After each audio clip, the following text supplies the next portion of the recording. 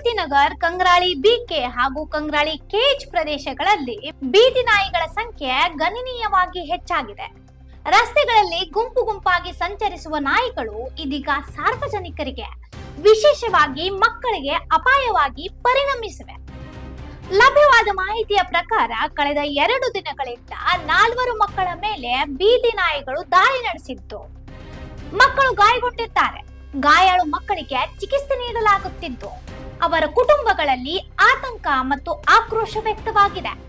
ಶಾಲೆಗೆ ತೆರಳುವ ಮಕ್ಕಳು ಹಾಗೂ ಸಂಜೆ ಆಟವಾಡಲು ಹೊರಬರುವ ಮಕ್ಕಳ ಮೇಲೆ ನಾಯಿಗಳು ಏಕಾಏಕಿ ದಾಳಿ ನಡೆಸುತ್ತಿರುವುದರಿಂದ ಪೋಷಕರು ಮಕ್ಕಳನ್ನು ಒಬ್ಬರೇ ಹೊರಗೆ ಕಳುಹಿಸಲು ಹೆದರುತ್ತಿದ್ದಾರೆ.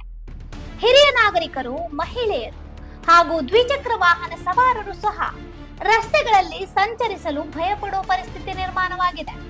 ಈ ಸಮಸ್ಯೆ ಕುರಿತು ಹಲವು ಬಾರಿ ಸಂಬಂಧಿಸಿದ ಅಧಿಕಾರಿಗಳು ಹಾಗೂ ಸ್ಥಳೀಯ ಆಡಳಿತದ ಗಮನಕ್ಕೆ ತಂದರೂ ಯಾವುದೇ ಪರಿಣಾಮಕಾರಿ क्रमा ಕೈಗೊಳ್ಳಲಾಗಿಲ್ಲ ಎಂದು ಸ್ಥಳೀಯರು ಆರೋಪಿಸಿದ್ದಾರೆ.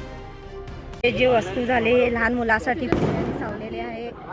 ते कुत्र्याला सोडता पण कुंडाला चावताना सोडीना झालेत आहे.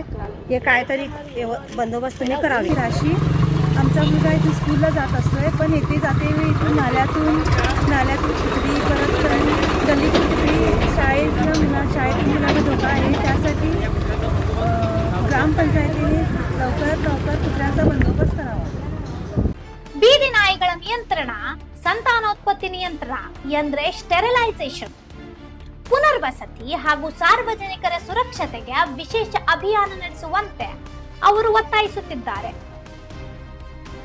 ಪ್ರದೇಶದಲ್ಲಿ ಭಯದ ವಾತಾವರಣ ನಿರ್ಮಾಣವಾಗಿದ್ದು, ಮತ್ತೊಂದು ದುರ್ಘಟನೆ ನಡೆಯುವ ಮುನ್ನವೇ ಆಡಳಿತ ತುರ್ತಾಗಿ ಮಧ್ಯಪ್ರವೇಶಿಸಿ ಶಾಶ್ವತ ಪರಿಹಾರ ಕಂಡುಹಿಡಿಯಬೇಕು ಎಂಬುದು ಸಾರ್ವಜನಿಕರ ಆಗ್ರಹವಾಗಿದೆ.